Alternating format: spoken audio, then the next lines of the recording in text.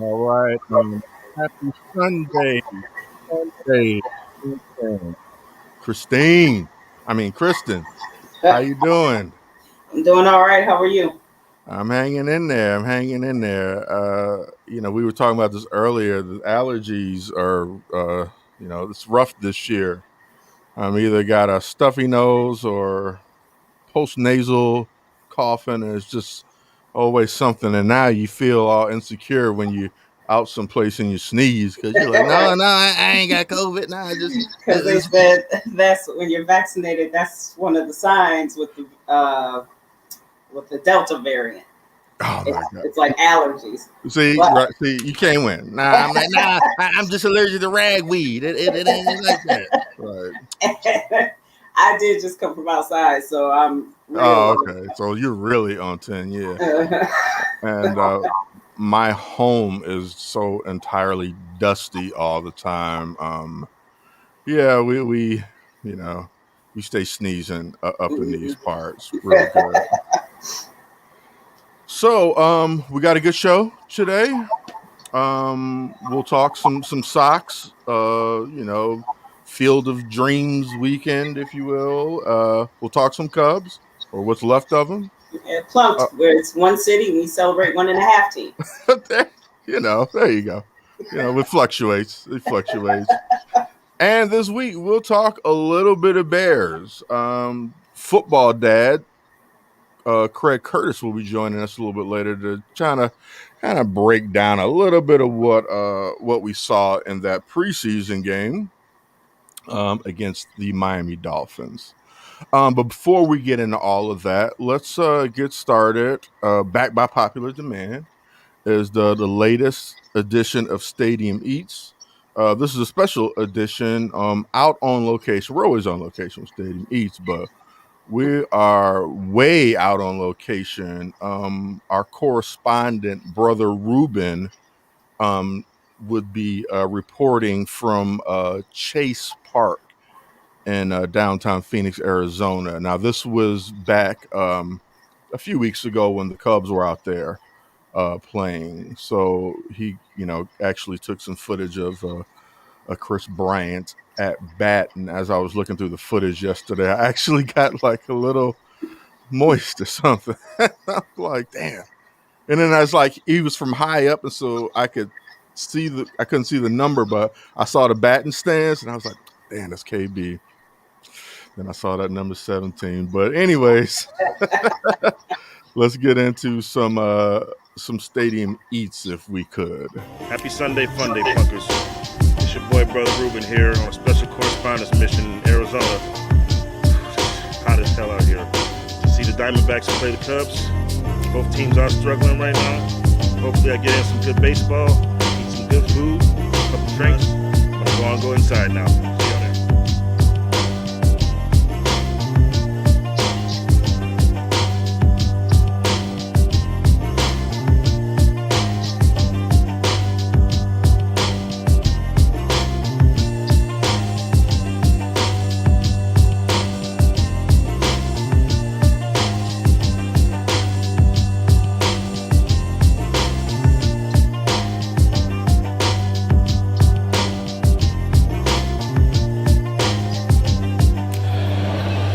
Okay. I see what y'all doing here. Oh yeah, I forgot to mention it's a barbecue aioli on here also. So we're gonna see what it do. Alright, first bite. Gotta get the nice bowl. Squeeze. It's pretty rocky actually. Peppers is good. Onion strings are good.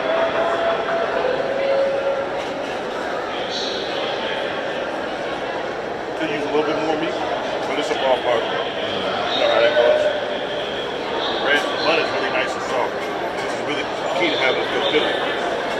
Overall, I give it a 4.3. Good decent.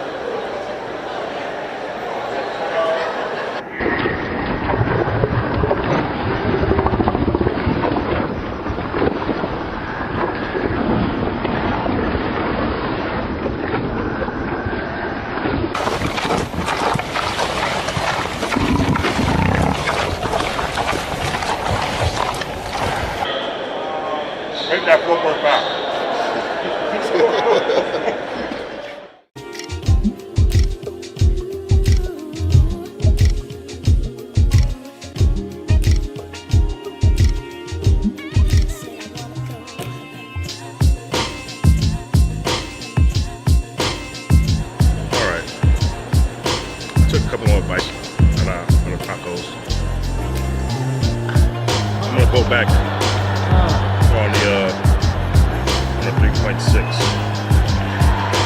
Give it a 3.4. I'm gonna give the chicken ones a 3.8. Got a little ahead of myself. Wasn't quite as good as I thought. I didn't even finish it. So, correction. 3, 4, 3, 7.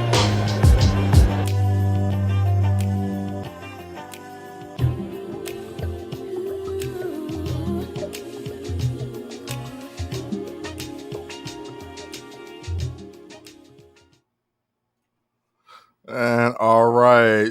Thank you, Brother Ruben, reporting from Phoenix, Arizona. The brisket, not the brisket, it was a Philly sandwich. That looked pretty decent, It did look like it needed more meat. It did look like it needed more meat. Like I saw like the string onions were way too Yes. dominant, right? When I was first looking at it, I was like, is there meat? And Like, then I is saw this? a little bit of meat. I was like, oh. It was a onion and cheese Philly.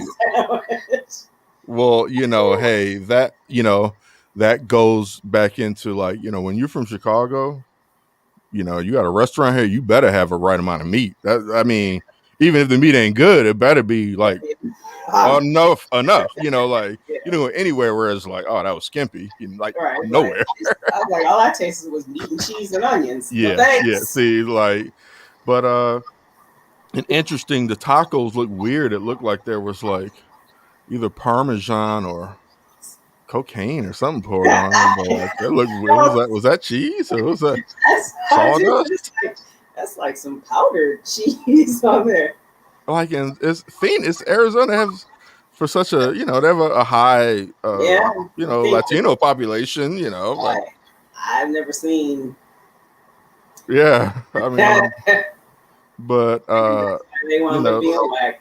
Yeah, hey, they can't all be good. At least we got an honest, that's the thing about reporting for food from here. It's kind of hard pressed. You got to intentionally go find something bad, Yeah.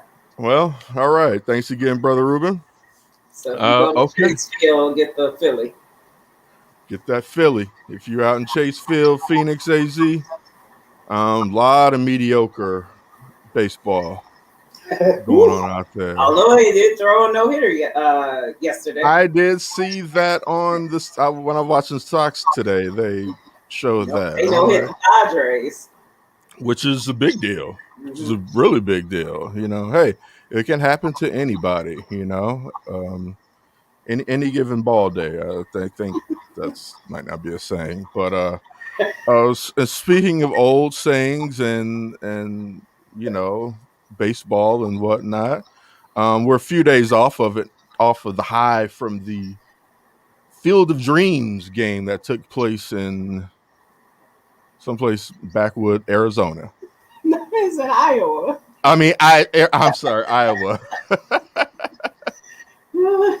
Some strange place in Iowa and a cornfield. What did you think, Kristen?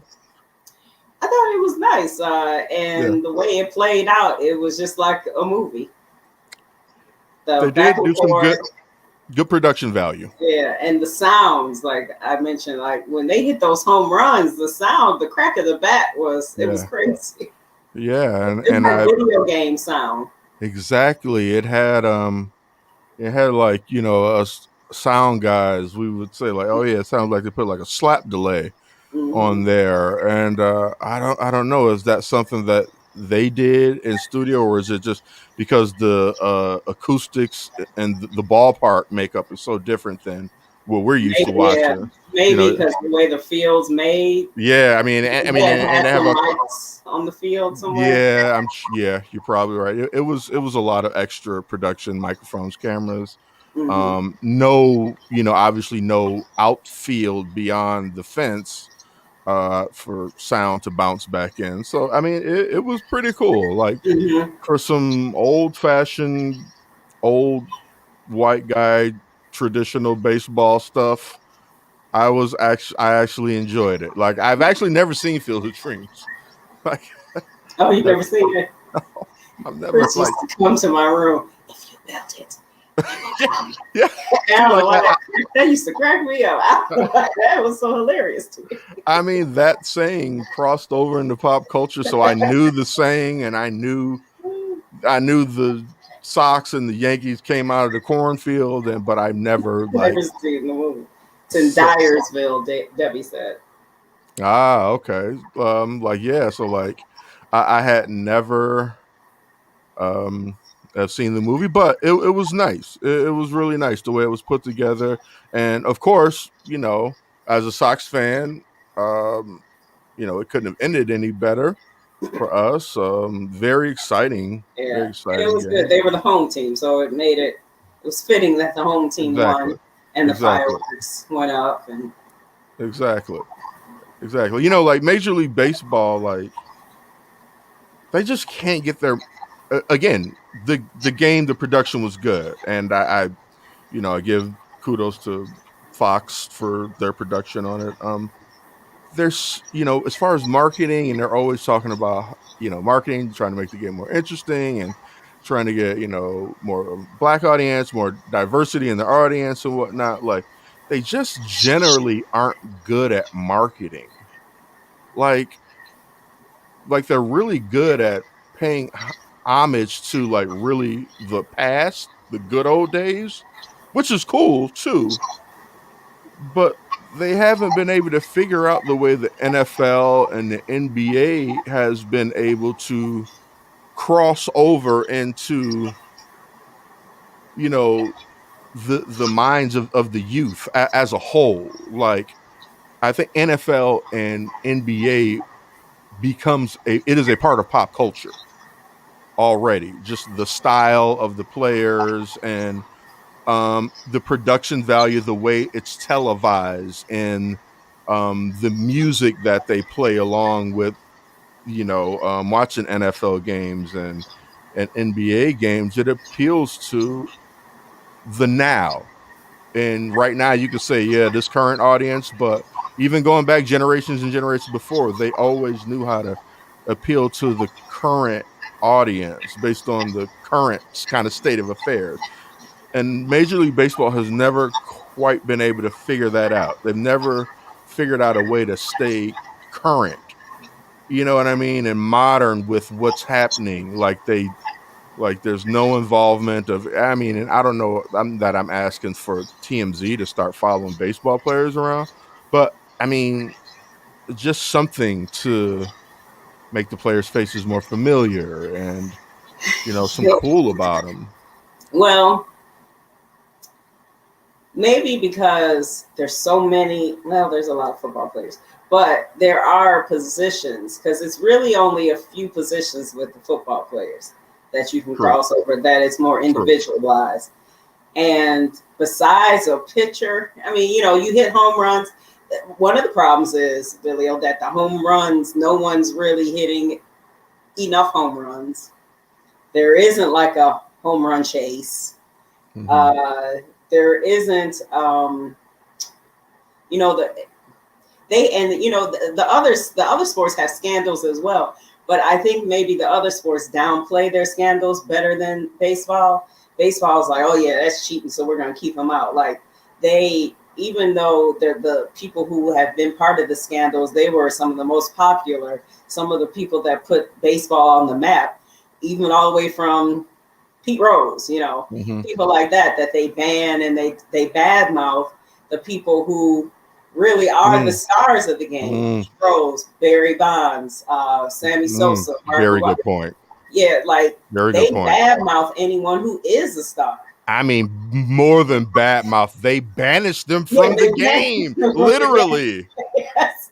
And they still won't let Pete Rose back in, barely. Like, and the Cubs won't even let Sammy come back. Now, Mark McGwire's been able to come back. Barry Bonds has come back. Alex Rodriguez, he was caught twice and does ESPN Sunday Night Baseball. But like he's just bad. He's like he's so unlikable. He is. He's But just so unlike. in football, people get caught with steroids all the time because it's football. Mm-hmm. But they're not banned. They're suspended for a few games, but they get to come back. It takes like someone like a Josh Gordon who just can't. He isn't well, Right. And so he can't get past his addiction. Right. But they still don't even badmouth him in football. They just have to. They have to do what they have to do, but they want to help him. Mm-hmm. And so, and in basketball, it's the same thing. They do kind of banish some people, but not their stars. You don't even hear bad things. Yeah. So I think that's one of baseball's biggest things. They're so, how you mentioned, they're so worried about catering to people who are old and won't even be around in a few years. They're still catering to them like, oh, we can't lose them. You're going to lose them in 5 years anyway. But if you haven't brought anyone in, you're so afraid of highlighting someone who flips a bat, someone who celebrates a strikeout. Or who swings on a 3-0 pitch when you're up. Right. So, you know what I mean? Yeah. So you're so quick to be mad at them because they're not following the rules. The old rules. Yeah. The old guard. Catering to those older people older white men who are old, very old. Mm-hmm. And so, and then you cater to those older white men, and that's why you talk so bad about the steroid era.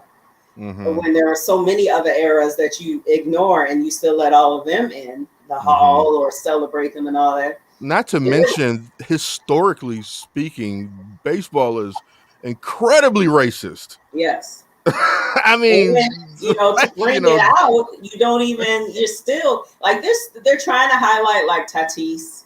They like Aaron Judge.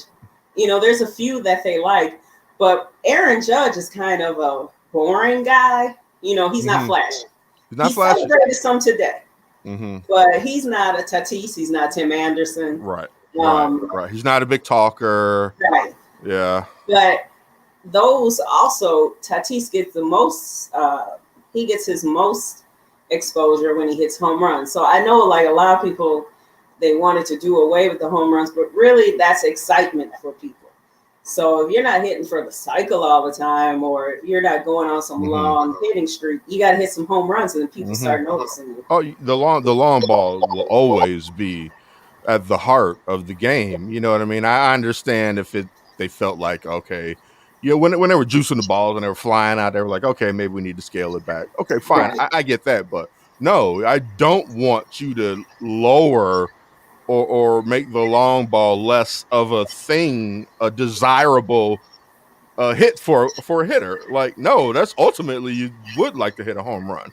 I understand situationally sometimes, you do what you need to do, but at the end of the day, it's all about balance. And it's interesting. Like, if some of the scandal or whatever has happened with NBA players or NFL players, if they were baseball players and had that public stink on them, oh my God, like they'd be out of the league. Like, it's interesting, and I don't know, maybe Starlin just decided he wasn't going to fight his, but they have video of Marcell Ozuna's abuse. And he hasn't been suspended, I don't think. I don't know if he's on leave. I don't know what happened to him. Trevor Bauer's still on leave, and there's been a new accuser. There was the one accuser with Starlin, and he got his 30-day suspension. Like I said, I don't know what happened. Maybe Starlin said, I'm just going to take my suspension. I'm not going to fight it. Right. No one even knows what happened. Right. If he was found guilty, like, there's been no news about what happened with Starlin and what he did. But it's weird how they pick. Like, he's not even a big time player. Trevor Bauer is a big time player. So it's, you want to, I guess we're taking a stance on this and we're going to suspend Starlin. Okay, he was on the terrible Washington Nationals. People want to see something happen to a Trevor Bauer. Yeah, that's not setting an example. No. Like, and look, Araldis, we don't win without him. So okay, I did give a pass on that one. Well, but, drop charges. They all Right. decided nothing happened, so whatever. He do love it. I mean, like what? Make an excuse. Sorry. How do we get back on this again? Sorry. But baseball, they just I don't know. It's you know, when we're in this, the times that we're in right now, it's all about instant gratification. So no one wants to wait anymore. You better come with something exciting right now. And so you need to pick your players that are exciting right now. Like Chris Bryant could have been a face, but he's kind of boring.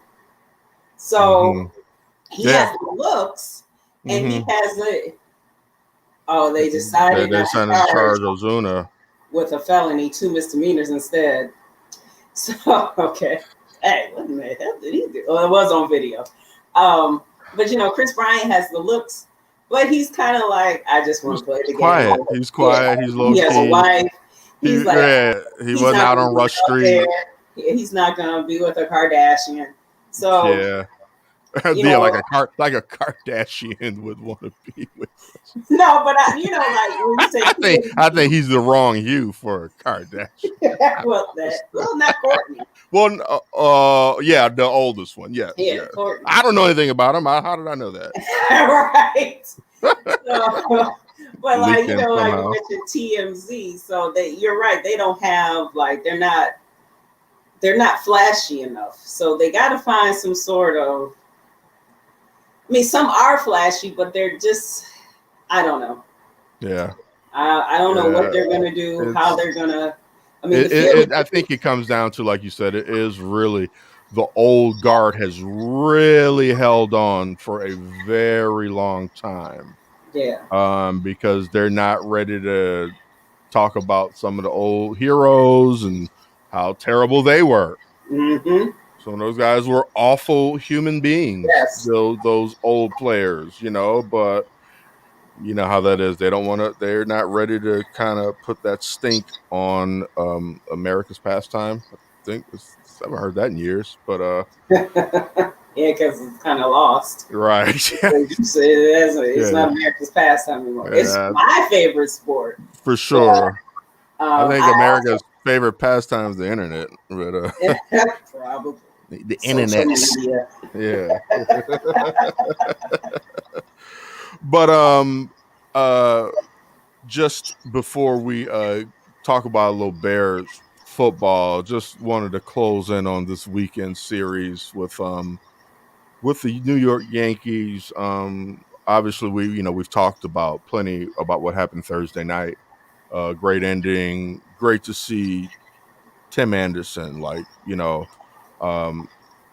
that we have a homegrown guy, you know what I mean? We didn't trade for him. We didn't, it's free agent. I mean, this Sox team really did kind of go about putting this team together in a similar fashion as that Cubs team. That's right. You know what I mean? Like they position players, and you go get your pitchers. Mm-hmm. And the Cubs, copycat leagues all over the place. Because I think that's what Boston did too. Mm-hmm. Sure did. Yeah. And so, we have we got our big, OG first baseman, just like Rizzo, you know what I mean? Who's like, no, like I want to stick around for this. Like, I'm not going to have a better time anywhere than here, which was always Rizzo. Like, I'm not going to enjoy anywhere but here like this, So, but then at the same time, hopefully able to reap the benefit of seeing the mistakes that the Cubs made along the way and their inability to maybe sustain some of that success. So time will tell. The game changes, and so no matter how far ahead you try to plan, the game changes, and so you got to adjust. Sox dropped 2 in a row to the Yankees, so they're 1-5 on the season series against the Yankees. So I've been concerned about them being bum killers and being in games against the top teams, but just not being able to quite pull them out, So, second baseman had a rough game today, huh? Errors. Oh my goodness, he had about 3 to that double play. Yeah, about 3 errors and just was hitting just nothing. Like, yeah, Cesar Say something. Come on, son. He had a rough one. Yeah, And then now they get good old Oakland. Who's so we playing got I think 3 against Oakland. Oakland winners of 8 of their last 10. They've lost 2 in a row to Texas, I think, and but Oakland is a very hot team. I honestly, with the Sox, I just feel like there's some fatigue on the pitching staff because you're seeing it with Liam Hendricks, you're seeing it with Kimbrel a little bit, like they're getting kind of touched usually when they don't. Not crazy about the Kimbrel Hendricks 8th, 9th inning thing like that. How do you want him to go? When we got Kimbrel, I was kind of hoping for kind of on off when it came to saves. Like they both, particularly going into the last stretch of the season, to use each other more just for a little rest than to dominate the last 2 innings, which they haven't even done. I think that Kimbrel was brought in as to like his 8th inning was kind of like a save because it was with the heart of the order. And so I guess, you trust, all right, get us out of this. Then we can kind of sail in the 9th. I get that. I get that too. That makes total sense because you're like, whoa, I if I got these 2 studs, I can lock down the 8th and 9th. Like, yeah. Right. But that I just feel like that doesn't help the issue of any possible fatigue that guys may have this late in the year. You know what I mean? The guy's still pitching an inning. Right. And if you're having a rough stretch against some really tough teams like the Sox are in the middle of right now, we got Oakland, we got Toronto, I think we got Tampa or something like. Yeah, Boston, we got Boston. Like we have a really rough. They got the Cubs, so. And we got the Cubs, so hopefully. But so you got Oakland, then you're at Tampa Bay, at Toronto, then you come back home for some bums. Well, I hope we stay bum killing. I hope we stay bum killing. Because I think we got Boston after them. So, like, we got a tough patch. And no, you got Pittsburgh after Pittsburgh. Oh, okay, some more bums. And then you get KC. Then you go to Oakland. Then you have Boston. We got Boston way down the line. Okay. Yeah. And then you do get some bummy people towards the end of September. A lot of divisional games. Yeah. Thankfully, this is why it pays to get a good lead in the beginning. Yes. Because we can afford to lose a couple of games to I think Detroit is in second place now or something. Yeah. I know they had started they started winning some games. Yeah. They up to Detroit. Oh, no, they're only 1 game out of second place. They're 11 games back. Okay, yeah. So they lost today, and Cleveland won today. Detroit's coming. So I mean, hey, had a future. But we'll get them in the end of the year, and hopefully, I'd like to see a good amount of bullpen games. Not to overextend the bullpen either, but just to give guys. An extra day between a start or something like that. Because Rondon's on the IL, right? Correct, with the shoulder. I always call him I do too. Rodon, yeah. With the shoulder, saying it's not anything serious. I think I just feel fatigued, probably like all of those guys. But we'll be all right. I think we'll be okay. Yeah, you will. Yeah. Okay, so unless there's anything you want to say about the Cubs right now, they're awful. They're awful. I see no future on this team right now. They're awful. Like the Romines, Wisdom. Yeah. Wisdom is just another Bodie. Yeah. Nico and Madrigal. Okay, whatever. Nico can't even stay healthy. Yeah. Then you got an outfield of just people. Randomness. Love you, Jason Hayward. By all accounts, Ian Happ is a wonderful human being. But I'm only speaking about baseball. I know people act like sometimes you hurt Jason Hayward's feelings. No, we love you as a person and we love what you did for that World Series. But a baseball player now in 2021, no thank you. he seems like he does have like a sad dog. Yeah, like appearance. nobody loves me. I moved to Chicago. I call it home, and that's great. Like I gave a hell of a speech. But no. So that's all I have to say. Man, I About can't believe how long ago that was now. But okay, 11 in a row loss. 11 in a row, 11 straight L's, LLs. Okay, well, so let's switch gears. My brain isn't quite there yet with football. I think maybe because I'm so still wrapped up in baseball season. Which is rare. Which is rare. Normally, I'd be all about preseason right now. Now, see, the past 5 out of the past 7 years, I haven't cared that much about football coming up. Especially preseason. Yeah. So with that being said, let's bring in the football dad, Mr. Craig Curtis. Warm round of applause for my man. 50 grand. Double C with an Alexander in the middle. What's good, my brother? Good evening, everybody. I'd like to you guys, I've been listening in the back room, in the green room. You had me in there. Lovely place. Absolutely beautiful. There were no yellow Skittles in there, were there? Yeah, man, no yellow Skittles. You know that was in the rider. You know how I get down. Thank you very much. I got you covered. And I agree with everything you guys say. You're right. I love Jason Hayward myself. I'm a Jason Hayward supporter. But when he doesn't have bats around him, for him to oddly find a way to get on base to score, it just doesn't work. The Cubs are in a 7-year rebuild of whatever the hell they're trying to build. And it's going to take a long time. It's going to be a long haul. And you got it, man. Your Sox did it right. They dumped their farm system back in the day and totally rebuilt that farm system. Now let's just hope, like you said, they learn from the Cubs and don't abandon the farm system and stay with the farm system so they can keep trading for players, trading the farm players, and keep populating. And that's it. That being said, you guys are doing a great job. My name is Football Dad. I do have a son. He plays football. Looks like he's going to be on varsity as a sophomore. Oh, awesome. All right. Yep. Congratulations, young Caden. Young Caden Curtis. Excellent. That's great. He's got quite a highlight reel, by the way. Yeah, that was impressed. That was his freshman campaign, his freshman COVID campaign, the huddle.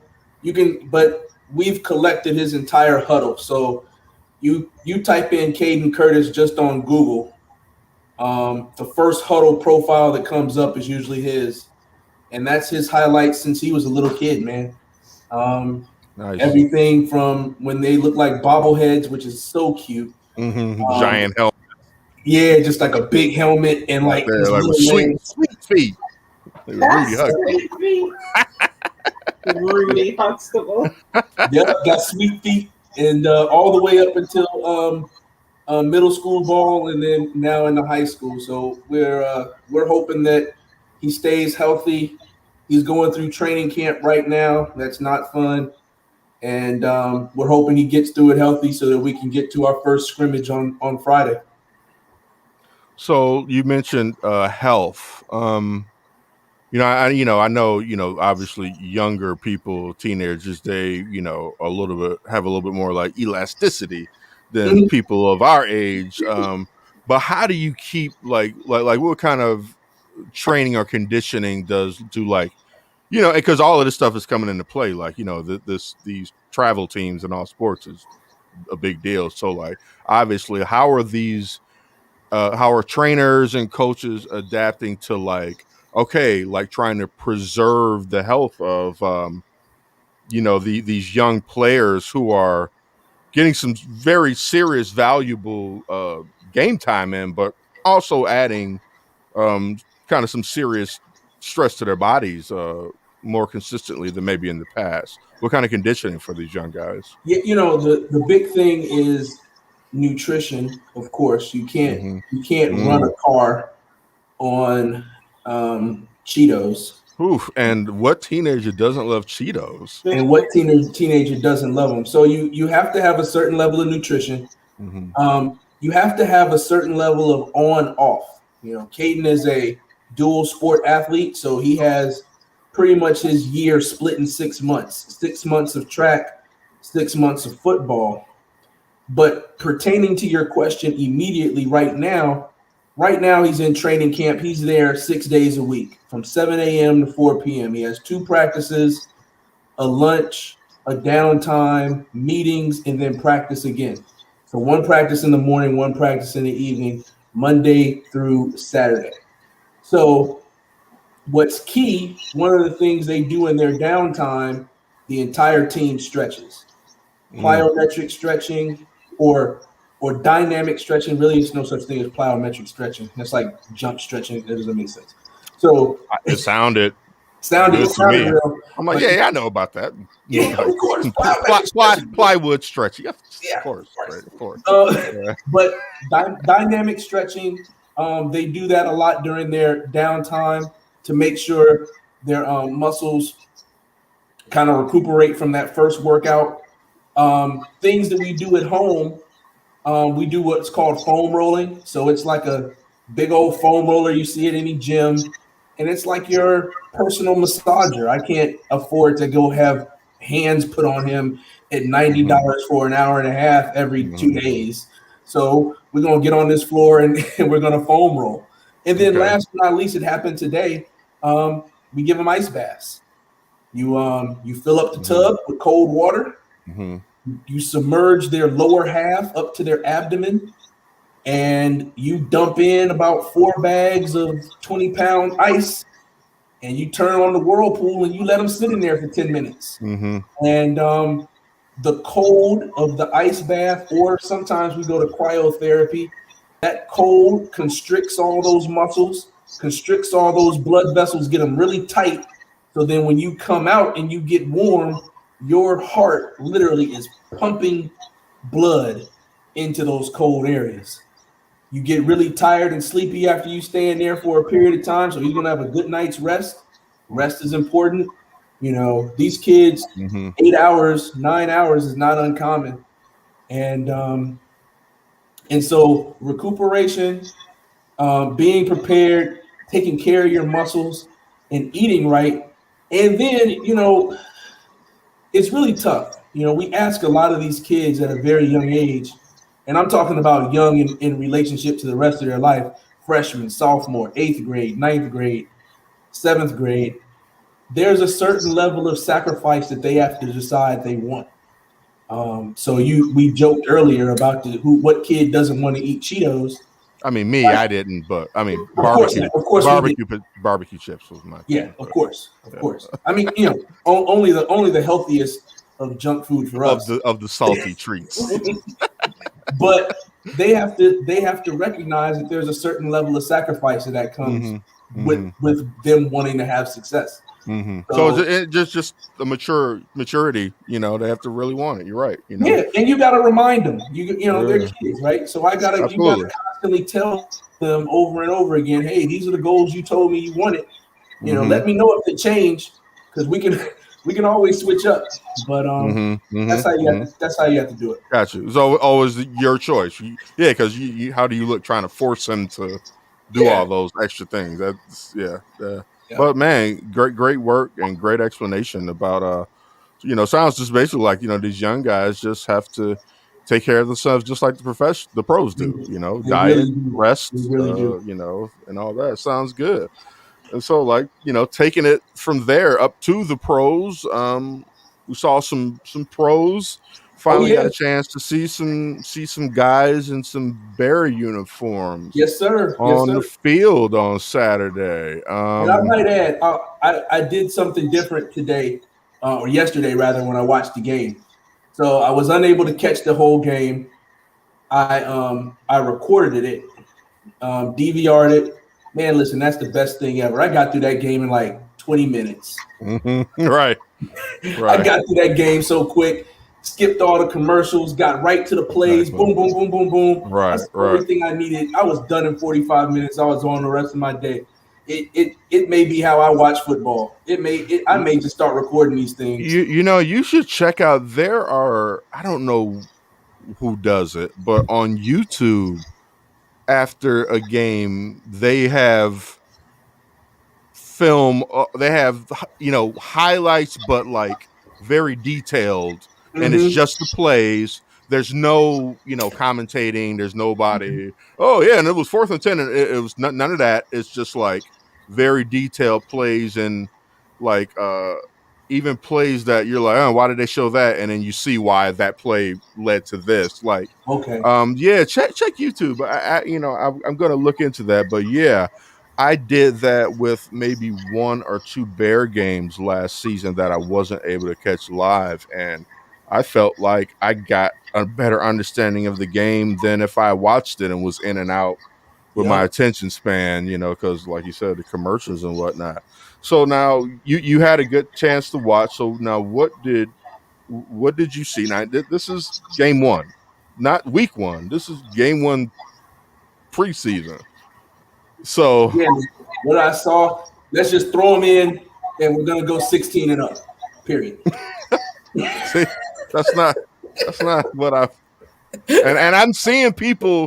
I'm just looking at social media and on the Twitters and Facebook and people really like analyzing this game like, oh man, I'm like, whoa. Yeah, It's like, let's take a step back. So like preseason for me, all the time I look at players at preseason. So yesterday I was watching the quarterbacks, but I was watching every player and what they're doing and how they are executing what they need to do. I thought the interior of our line for Andy Dalton and for Justin Fields, not for Nick Foles. I thought the interior of the line, all three guys they think that should be in those positions, the three levels, first string, second string, third string, I thought the interior of the line did great. Nick Foles holds on to the ball too long. Everything collapses. They just come at him like a pack of wolves from every direction. It just doesn't matter. But for Andy Dalton and for Justin Fields, the interior of the line held up very well. It's our tackles that are getting killed. It doesn't matter who is in there. First string tackle, third string tackle, 28th string tackle. Like, it didn't matter. Whatever DN or outside linebacker decided to rush, it was over. It was done. Like, they just couldn't hold the water. So, initial assessment, guard, center, guard, we're starting to get where we need to get. Tackles is a problem. again, Backfield, Still for what, 6 years? What, right? forever. forever.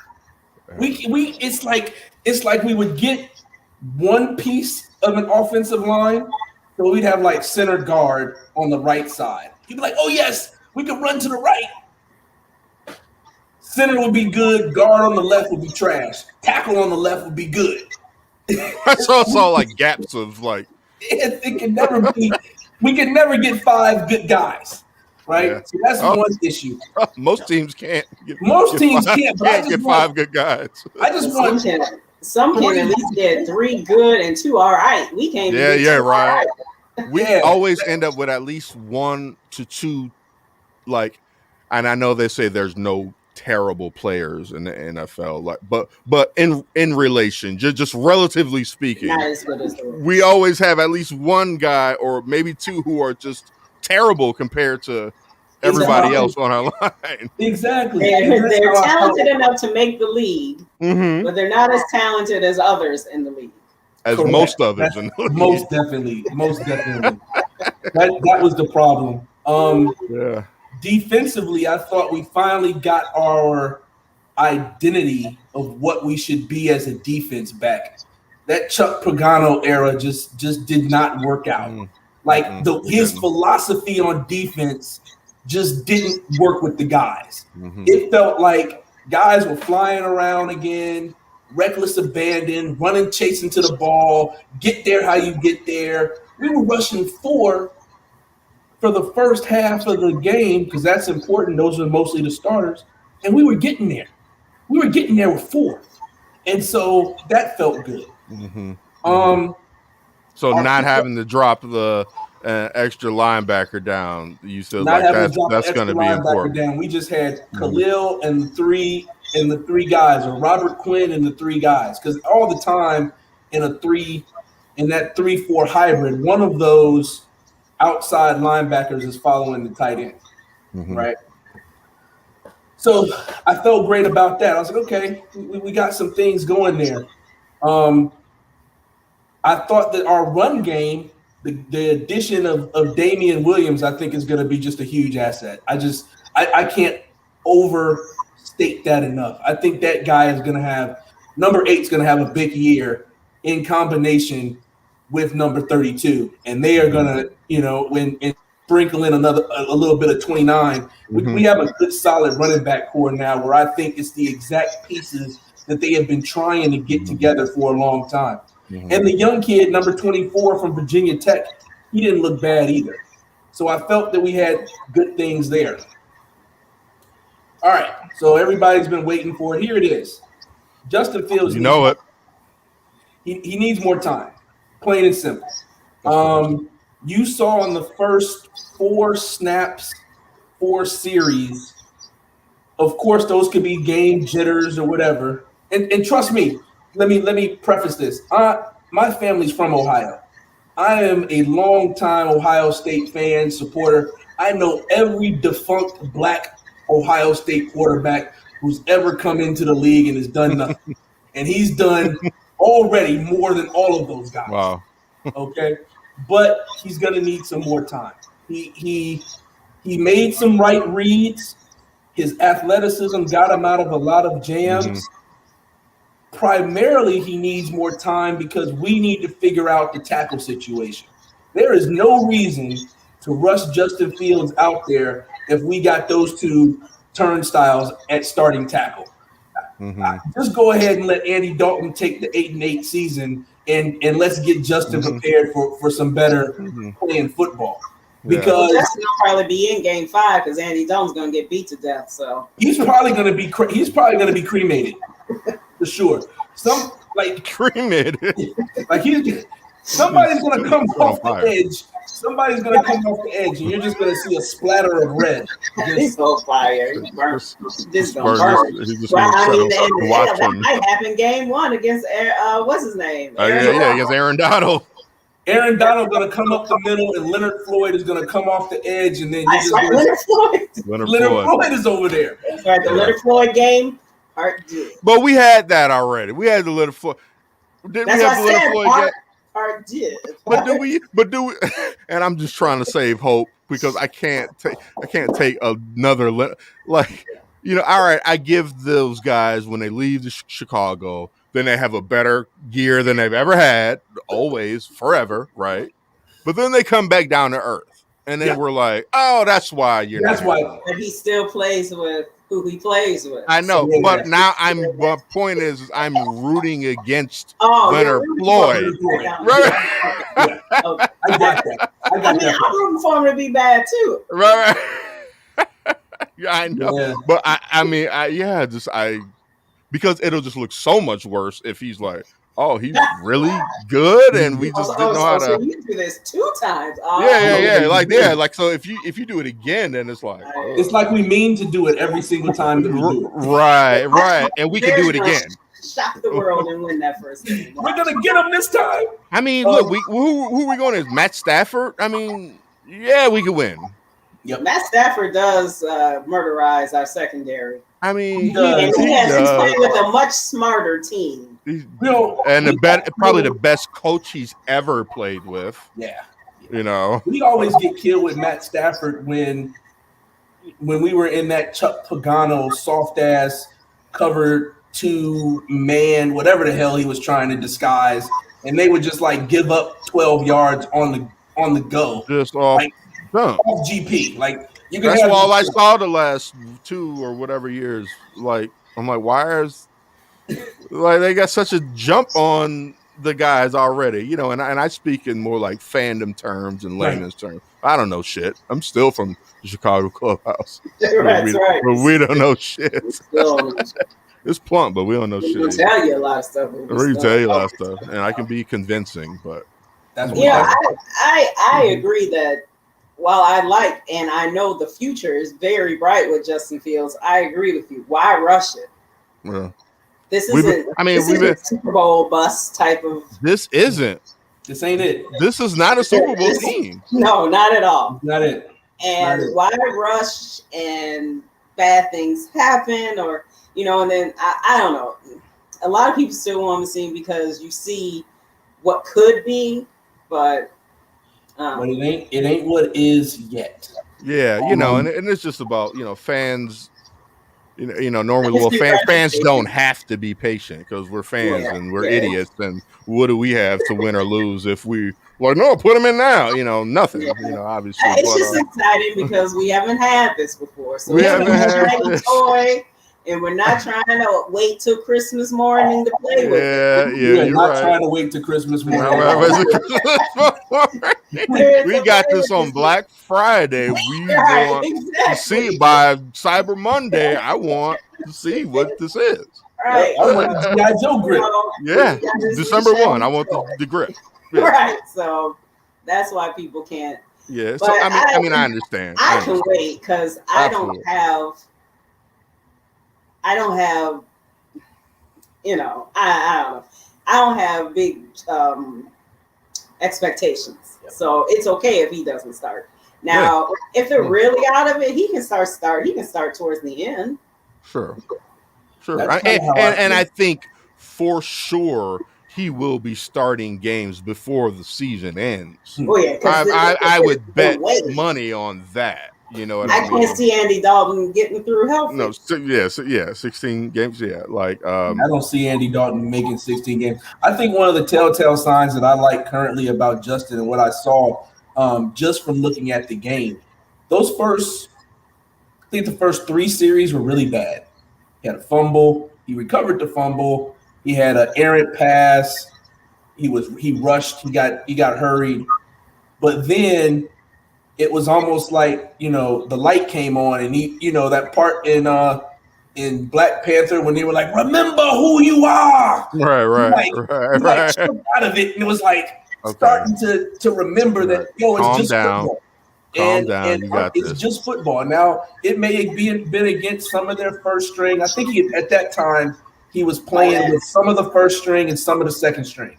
So it wasn't a full first string NFL defense. But he remembered who he was. He remembered, okay, I know how to do my progressions. I know how to read. I know how to do this. Oh, snap, we don't have a tackle. I'm getting chased out of the pocket. Let me go scramble. So he started to remember that stuff, and that was great. Maybe he got a call from his mama during the timeout. Oh, no, his mama called. He got good. I don't think there were any first string in there, but I think it is second, third by that time because it was like, third quarter at that point? I was talking about the last 2 plays before the half. Okay. All right. Yeah, I'm pretty realistic about that. I totally agree with you you there. By the second half, that was all. But it was still good how he was able to think and all that. But yeah, Now, okay, there's only 3 preseason games. So next week's it'll be Andy Dalton probably playing 2 quarters, right? Yep. It'll be like the 3rd preseason game. Yep. Mm-hmm. So now on game 3, do you just see I forgot the man's name. Justin Fields for like 1 quarter, and then it's Nick Foles the rest of the game? How do you think they'll do it for the 3rd? I think the 3rd game is going to be like Justin for like 2 series, maybe 3.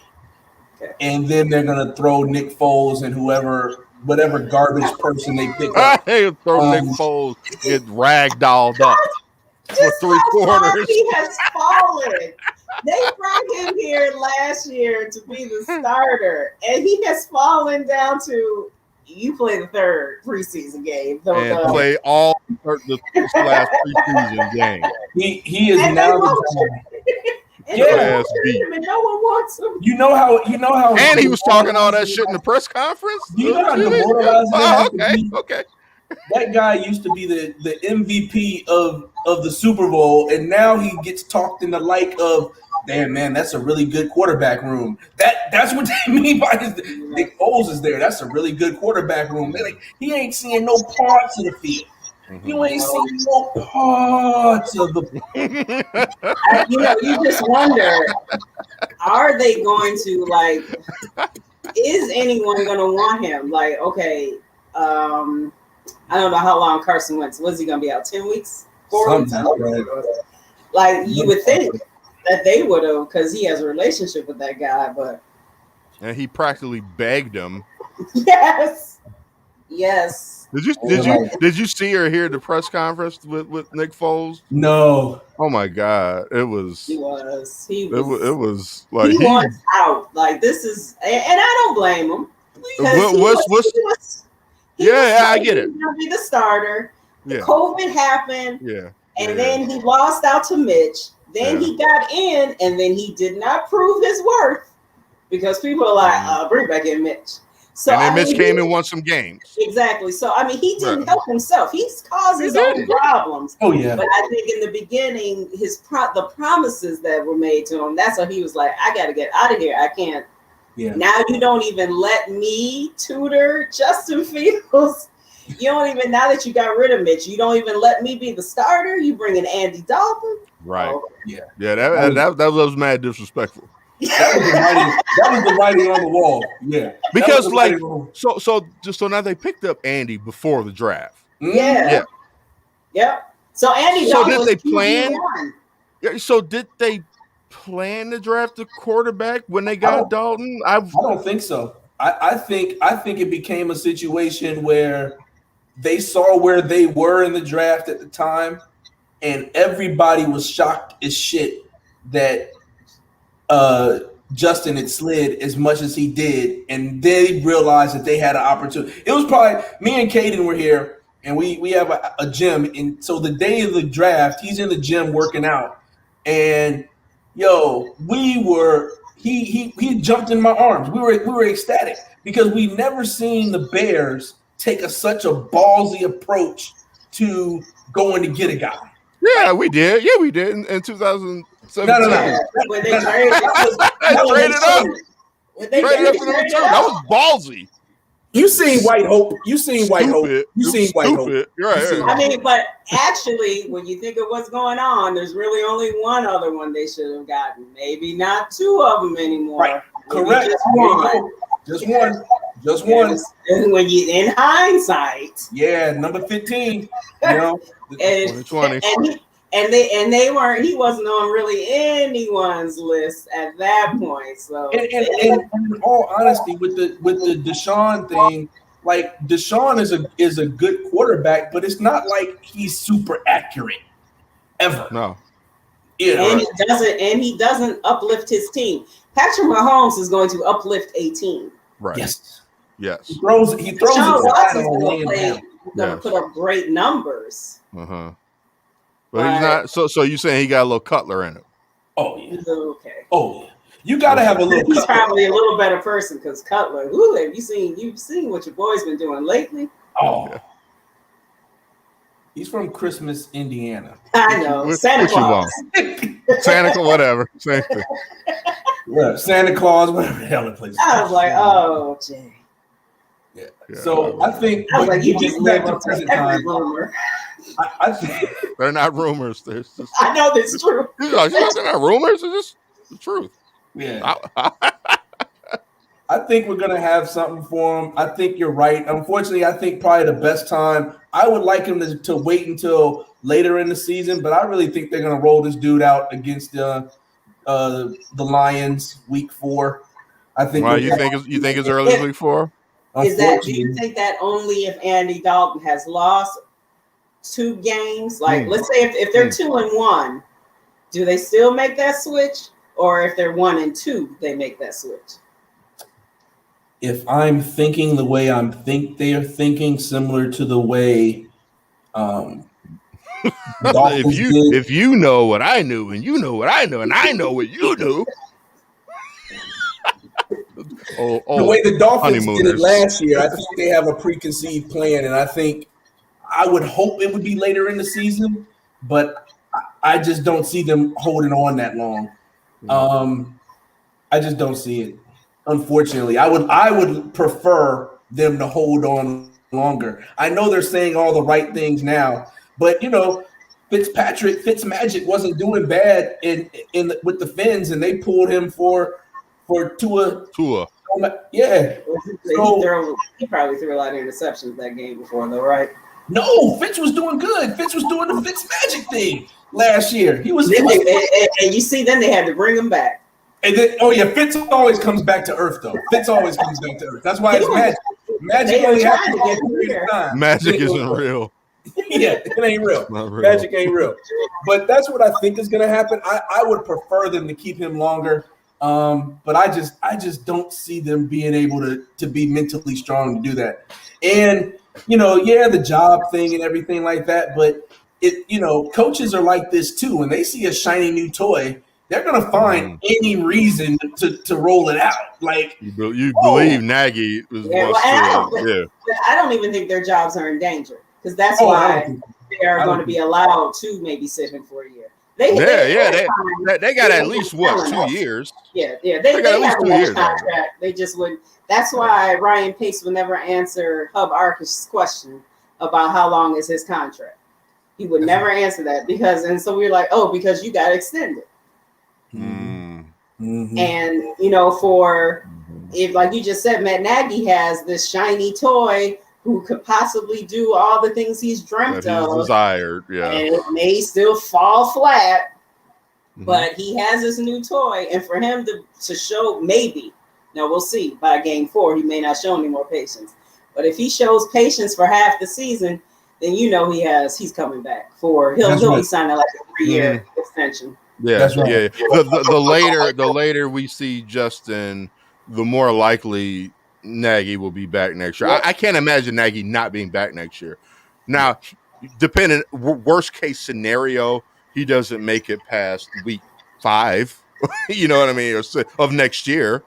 Mm-hmm. You know what I mean? Like if he gets through this year, of course, he's not going to lose his job this year. But now if he goes 0 for 5 or 1 and 4 or 1 and 6, with his quarterback he wanted, then it's like, all right, bro. Now Pace is like, okay, I got to extend it, but like I can't mess around now. I got this quarterback now. I need to get the coach right. Yeah, because he's gonna be like, okay, you wanted Dalton, we got him. You wanted Fields, we got him, and you failed with all 3. You're out of here. So that he got about 5-6 weeks max next year with Fields.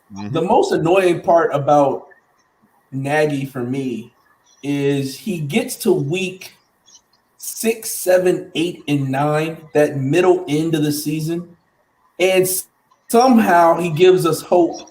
He'll string some ridiculous wins in there that we probably shouldn't think we were good. The Tampa Bay game is a perfect example. We shouldn't have won that game.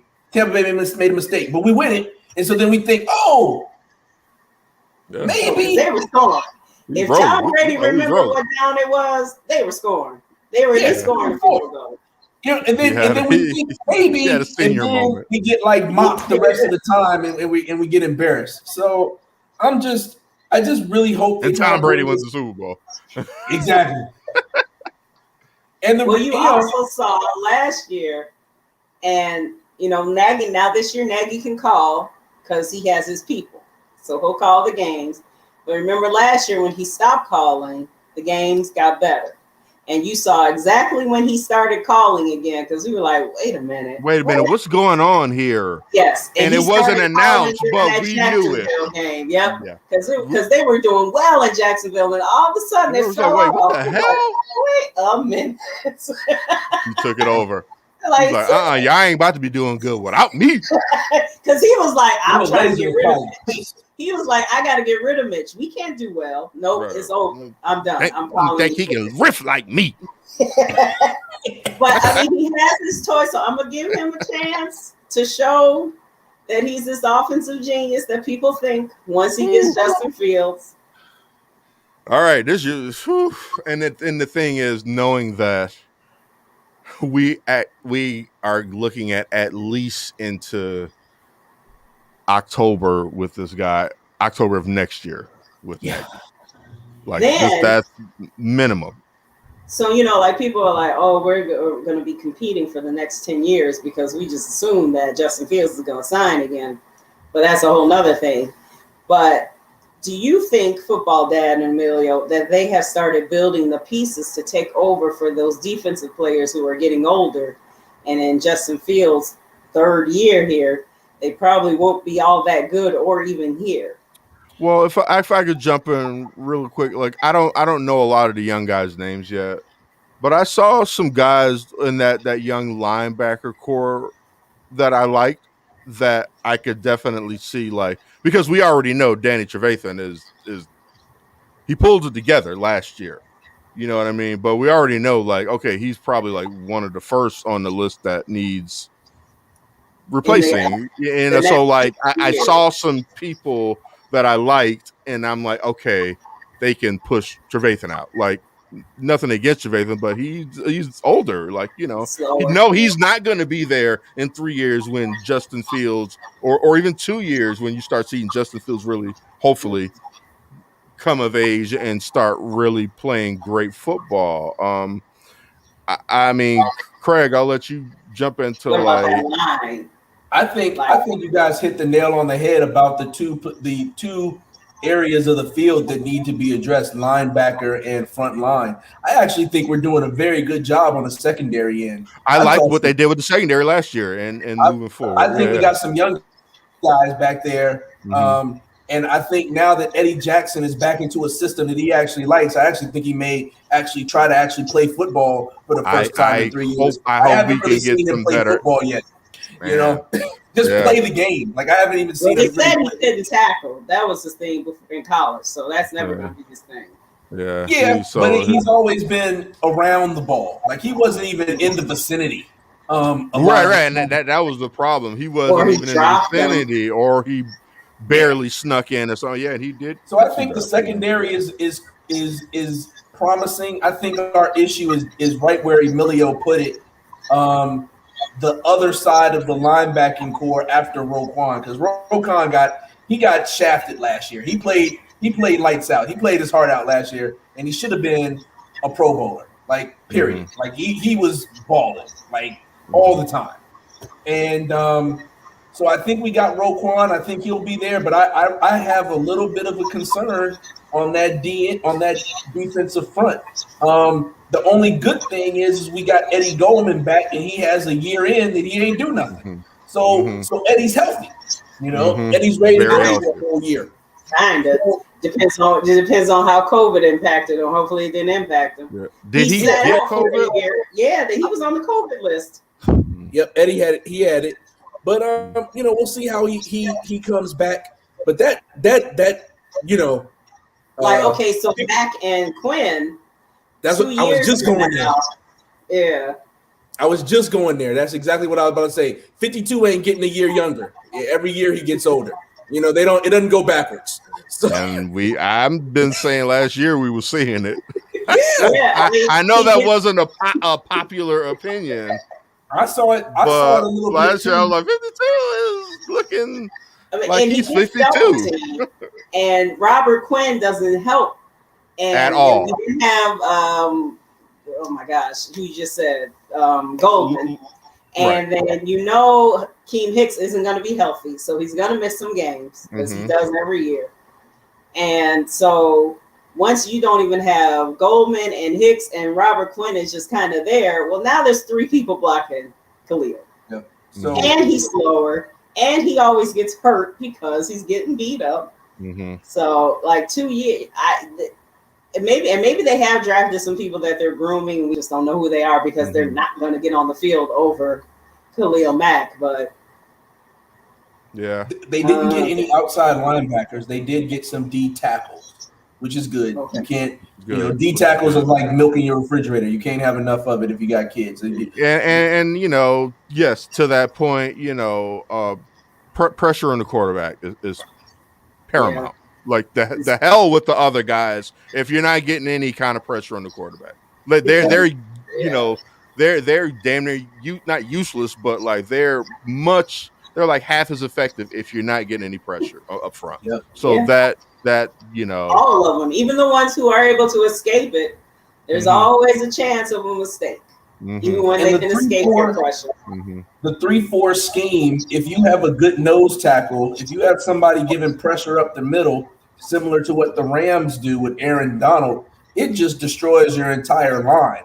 I mean, if you got to put three people on somebody in the middle, I don't care how whack you are, i.e. Leonard Floyd, you're about to get off. Like you're gonna find your way to some balls, either the quarterback or a sack for loss with the running back. So we have a critical issue with the D tackles, and that it just falls down the line until you get to the outside, which I can admit, no matter how great he is, that yes, probably his step is gone.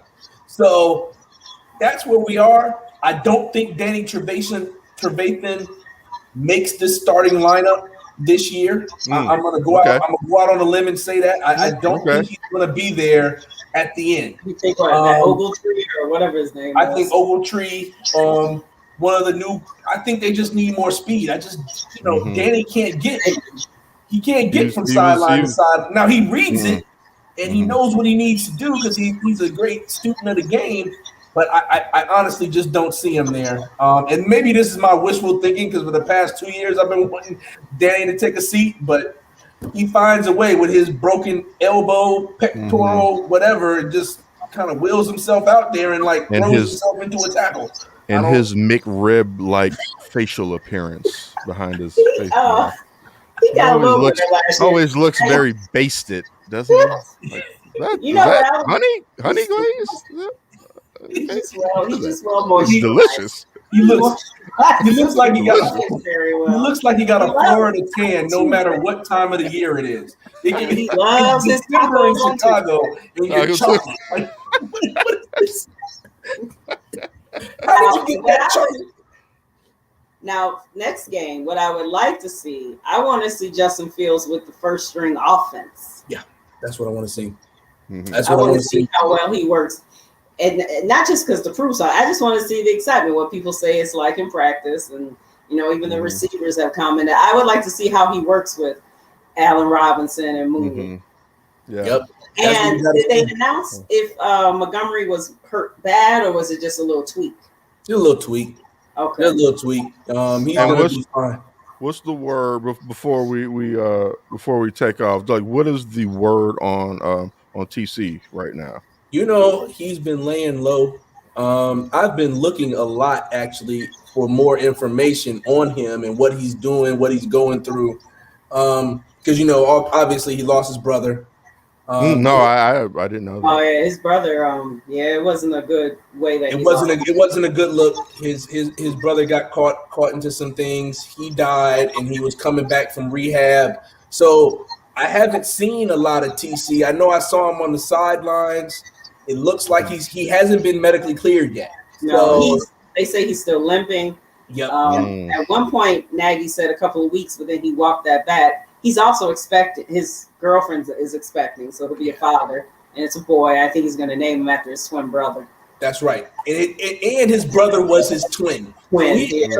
So when I saw, and that's a great point. I would love to see him in the mix, but football is one of those games where you need to be all there. I mean, you can lose it real quick. And you said the key word. It is a game. Yeah. And although it's his profession, he's dealing with some things that exactly go far beyond. And then the even more of the conundrum is, I don't want to think about football right now, but I do have a son on the way, so I damn well need to still play football. Right. Yep. He's going through some things, and it's like football definitely still wouldn't be maybe in the forefront, and I hope just like he's obviously his health, his physical health, but his mental health. And I do like a little better mentally, but it's still not there. Yeah. Okay. And we just hasn't even been medically cleared yet. So he has hurdles to get over before he can get on the field. Okay. But that's why I was so excited about Williams. And I feel like and the young kid from Virginia Tech, number 24. I feel like we got something there. But you're exactly right, guys. We brings up a great point.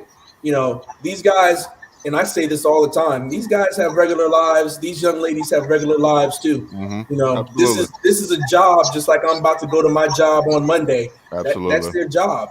No Absolutely. one checks for project managers and see if I have any mental health. Like, you know, it's just not fair. And they generally don't check for these athletes about their mental state. And I do love that it is becoming more talked about and more in the forefront.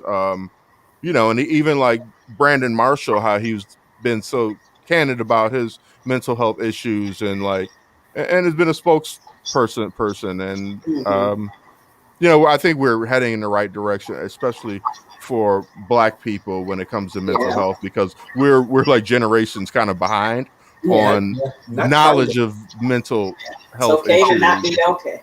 Yeah, and it's real. It's real. Like, oh, you're depressed. No, it's a real thing. It's an actual physical thing. It's not just all in your head, so to speak. You can't always snap out of it. Can't just snap out of it. Yeah, just you can't smoke your way out of it. You can't drink your way out of it. You try. And I'm always try. My last comment about the Bears is that special teams coverage must improve. Yeah, I mean, yes. And I hope that, you know, because that's like kind of the third phase, the special team. I'm hoping the people we were seeing are like really like they're just trying to make this. These are like the B and C characters. I mean, I don't know, because it was a calamity. Every it didn't matter who punt, kickoff. It was just overseas. Someone needs to get on the drug machine. Someone needs to get on the jug machine and catch 1,000 balls because it looked absolutely horrid. We're running backwards. We're trying to catch him we can't get him at the 10-yard line. We should have let the ball goes in the end zone. Like, that's that one that came out. Came out. You're 10 yards deep.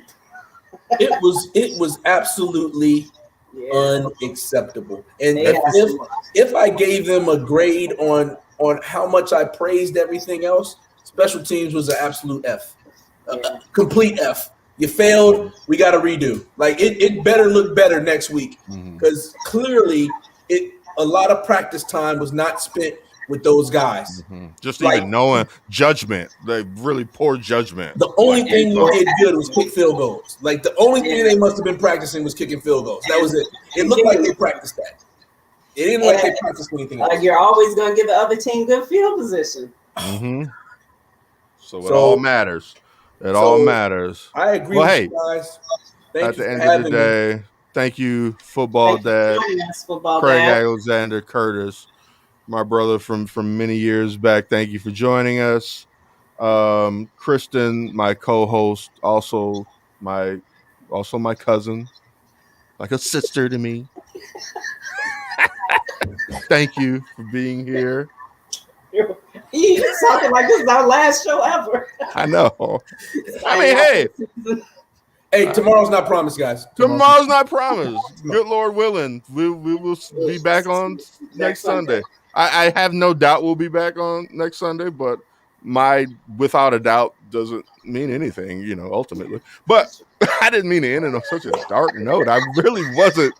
I was just showing appreciation, not like saying goodbye. Like I was. I appreciate you as well, Emilio. Thank you, Bucks. Amen. That was hilarious. All right, folks. Well, as usual, hey, go White Sox, go Bears, go Cubs in spite of. One day. Bulls, Blackhawks, you know, the Sky, you know, Chicago till the world blows up. This is Emilio Bucks from Plunked signing off on behalf of Christian Petit, Craig Curtis. We will catch you all next Sunday.